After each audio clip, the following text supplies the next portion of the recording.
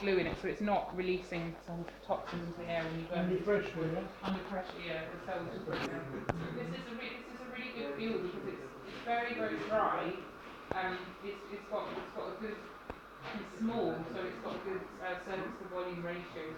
So it's very easy to burn. It's also quite easy to transport. You can buy it in bags, but it's kind of a bit more expensive, and the process of putting it into bags has an energy cost to it. Something like 10%, 5 to 10% of the energy from the bag has gone into making the bag, basically the plastic and the processing. Or you can have a big truck that comes and just plugs a pipe into that one and fills that up.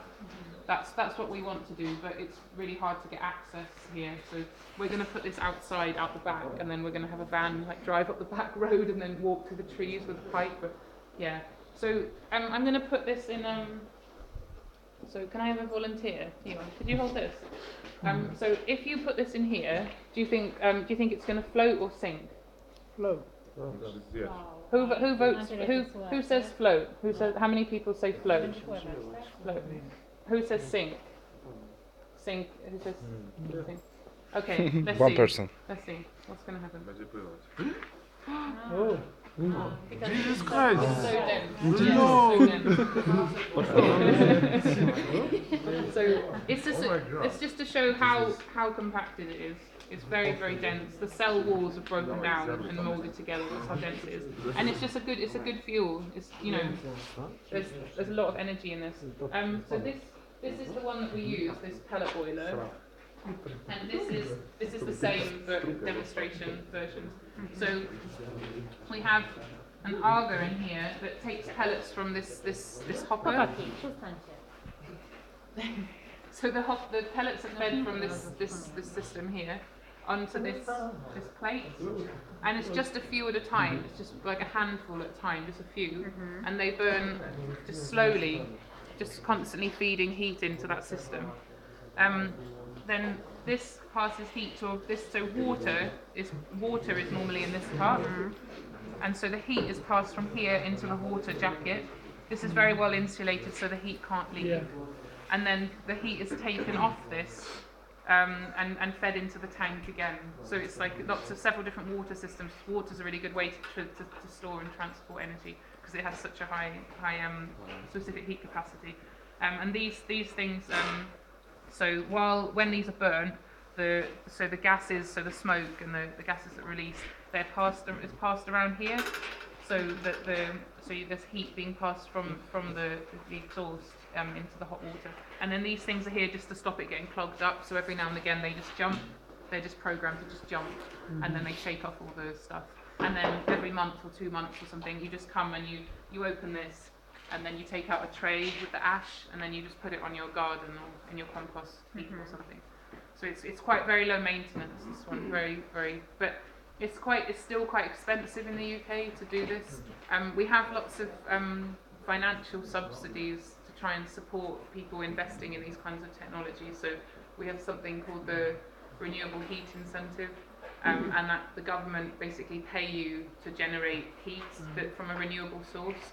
So if you have solar thermal panels that generate that provide you with hot water, or if you have a biomass system, the government pay you an amount of money per kilowatt hour that you generate.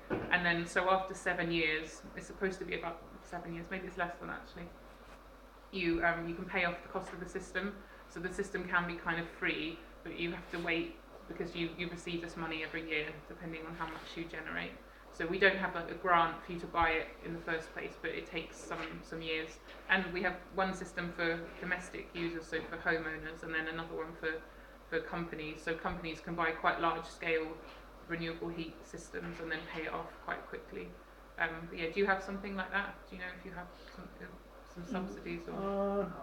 Yes, in Polish houses becoming more and more popular for pellet heating. Yeah. Do you have support from the government to No. buy it? No, it's just you just buy it. Yeah. Polish government supports miners. Right. Not What, for coal or for coal. For coal. Okay. Yeah. Because it's a friend of mine. We burn pellet in traditional boilers, Okay. as well as wood and carbon. Right. Okay. What like so? What just kind of this? Oh, in the fireplace in the house, No fireplace, like a boiler. like a boiler. Yes, Okay. Yeah. a lot of supplies can be burned in such. Oh, so it's like multiple fuel. Yes, yeah, yes. Yeah. yes, Oh, okay. yes, Oh, yes, that's yes. interesting. Yeah. Is it some? Because this is supposed to be multiple fuel, but we don't use it. Is it something like that? We don't really use it. It has Yeah, I one think share, it was one, yeah. pellets, logs, and you just switch something and it burns something. But we did it doesn't work yet. What is the expensive? Pellet or the device? Sorry, what's more expensive? Sometimes this ends up being free eventually after 7 years it pays off. But the pellets are actually, it can be, if you buy it in bulk from the truck that comes, it can be cheaper than gas.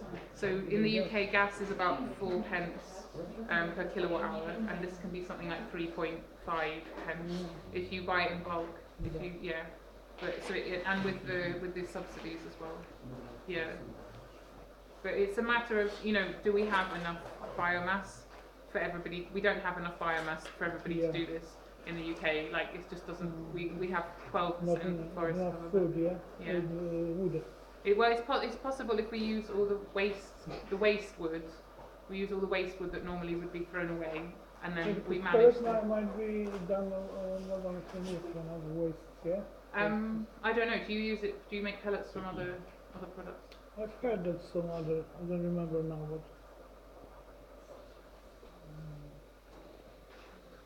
Okay. No, I haven't heard of that.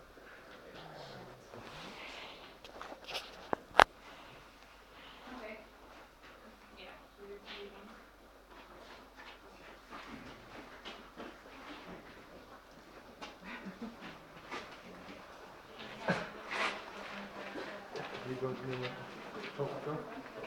Zostajemy tu?